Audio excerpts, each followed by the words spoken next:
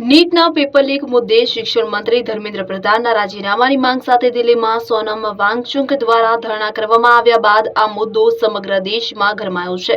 તો બીજી તરફ આજે ભુજમાં હમીરસર તળાવ કાંઠે આવેલ ગાંધીજીની પ્રતિમા પાસે સૂત્રોચ્ચાર સાથે આ મુદ્દાના સમર્થનમાં ઉગ્ર વિરોધ પ્રદર્શન જોવા મળ્યું હતું. ભુજમાં ગાંધીજીની પ્રતિમા પાસે આજે કચ્છ ક્રાંતિ સમિતિ તેમજ વિદ્યાર્થીઓ દ્વારા હાથમાં બેનર લઈને રસ્તા પર ઉતરી આવ્યા અને કેન્દ્રીય શિક્ષણ મંત્રી સામે નારા લગાવીને પોતાનો રોષ ઠાલવ્યો હતો. પ્રદર્શનકારીઓ શિક્ષણ મંત્રી ધર્મેન્દ્ર પ્રધાનના રાજીનામાની સ્પષ્ટ માંગ સાથે વિરોધ પ્રદર્શન કર્યું હતું.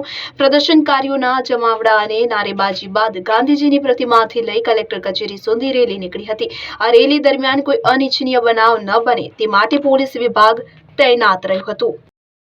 મારું નામ આરતી મહેશ્વરી છે. હું પણ એક સ્ટુડન્ટ છું અને 3 મેના નીટનું પેપર થયો હતો અને પછી ખબર પડી ઓલમોસ્ટ અ વીક રહીને કે જે નીટનું પેપર થયો હતો એ થઈ ગયો છે લીક અને હવે ફરીથી નીટની એક્ઝામ થવાની છે.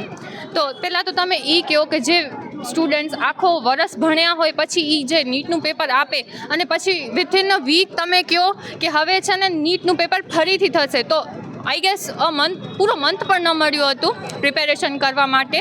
તો એ શું વ્યક્તિની સ્ટુડન્ટની મેન્ટલ સ્ટેટ હોય, બરાબર તો ના જ હોય. અને એમાં પણ એવું છે કે બધા સ્ટુડન્ટ્સની સિચ્યુએશન સેમ ના હોય. કોઈક બિચારા ફાઇનાન્શિયલી એટલા કેપેબલ ના હોય, કોઈકની ઘરની સિચ્યુએશન એવી ના હોય. કોઈક સ્ટુડન્ટ એવું પણ હતું જે બપોરના પોતાની મમ્મી સાથે હોસ્પિટલમાં બેઠું હતું અને બપોરના 1:30 વાગે ખબર પડી કે જે પેપર થયો છે એ લીક થઈ ગયો છે. તમને ખબર છે એ સ્ટુડન્ટના મેન્ટલ સ્ટેટ ઉપર શું વીતી હશે? ના ખબર. પીએમ આપણા પરીક્ષા પર ચર્ચા કરે છે પણ એ પોતાના એજ્યુકેશન મિનિસ્ટરને કાંઈ નથી કહી શકતા કે અકાઉન્ટેબિલિટી એટલીસ્ટ અકાઉન્ટેબલ તો લે.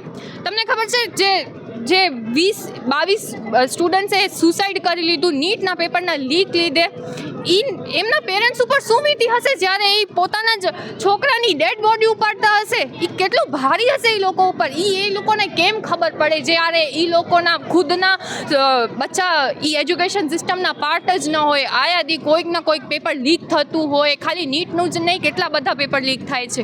તો મુદ્દો એ છે કે એ લોકોના પોતાના બચ્ચા આ એજ્યુકેશન સિસ્ટમનું પાર્ટ જ નથી. કોઈ પણ મિનિસ્ટર તમે લઈ લો, એજ્યુકેશન મિનિસ્ટર હોય કે ફાઇનાન્સ મિનિસ્ટર હોય, એ બધાના છોકરાઓ બહાર જ વિદેશમાં ભણતા હોય. તો એ લોકોને શું ફરક પડે કે ઇન્ડિયાના એજ્યુકેશન સિસ્ટમમાં શું થાય છે ને શું નથી થતું? મેઇન વાત તો એ જ છે.